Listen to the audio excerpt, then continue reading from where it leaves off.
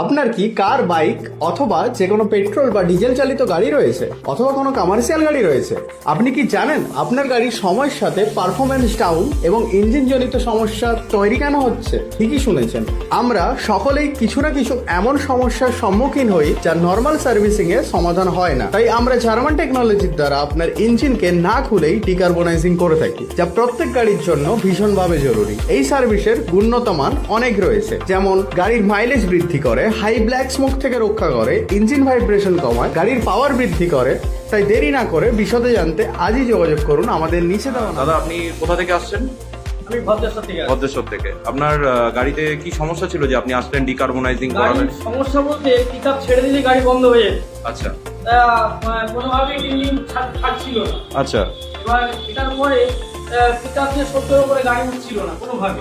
আচ্ছা তো এটা আপনাদের কাজ যা করার করে দিলেন। হ্যাঁ। এখন টেস্ট ড্রাইভ করলাম, দেখলাম গাড়ি 80 উপর উঠে আছে। আচ্ছা, মানে এখন একটু জামটা ছেড়ে গেছে, আপনার পুরো ক্লিন হয়ে গেছে। এদিকে টিউনিং যেটা হয়েছে, যেটা বন্ধ হয়ে যাচ্ছিল, সেটা এখন উল্টে পুরো ক্লিয়ার হয়ে গেছে ইঞ্জিন। আচ্ছা, মানে যেটা যা মানে ইঞ্জিনে যা জমেছিল কার্বন পুরো একদম ক্লিন হয়ে সেটা গেছে। অনেকটা ক্লিয়ার হয়ে গেছে। গাড়ি চালিয়ে এখন ভালো লাগছে তো? এখন ভালো লাগছে, এবার দুদিন চালাই তাহলে আপনি মাইলেজটাও বুঝে যাবেন, অসুবিধা নেই। ঠিক আছে, আপনি খুশি তো?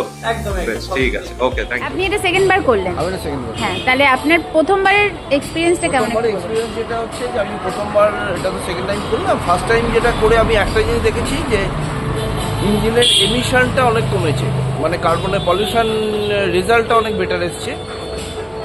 এবং সেটা অনেকটাই বেটার এসছে, যেটা আগে 3-এর ওপর উঠে গেছিলো, এর নিচে আছে, মানে পয়েন্ট ফ্র্যাকশনে আছে কার্বনের। ইঞ্জিনের পাওয়ার পিক আপের কথা যদি বলি, পাওয়ার পিক আপ যথেষ্ট ভালো, গাড়ি স্মুথ। একদম ওকে রাইট। আর কোনো প্রবলেম ছিল গাড়িতে? না, প্রবলেম কত একটু গাড়িটা তো হালকা হয়ে যায়, স্টার্ট হচ্ছে ঠিক মতো, গাড়ি চার্জিং করছে, ভাইব্রেশন গাড়ি ঠিক ভালো চলছে। এবং আগে যে নকিংটা হতো বা গাড়িটা এসি চালালে একটা টার্ন পড়তো, সেটা নেই, স্মুথ ভাবে গাড়িটা চলছে। আগে যে একটা ভাইব্রেশন আসতো ইঞ্জিনে, সেটাও নেই, সেটা স্মুথ আছে, নর্মাল হয়ে। মানে আগে দিয়ে এখন বেটার। থেকে এখন বুঝতে পারছি অনেকটা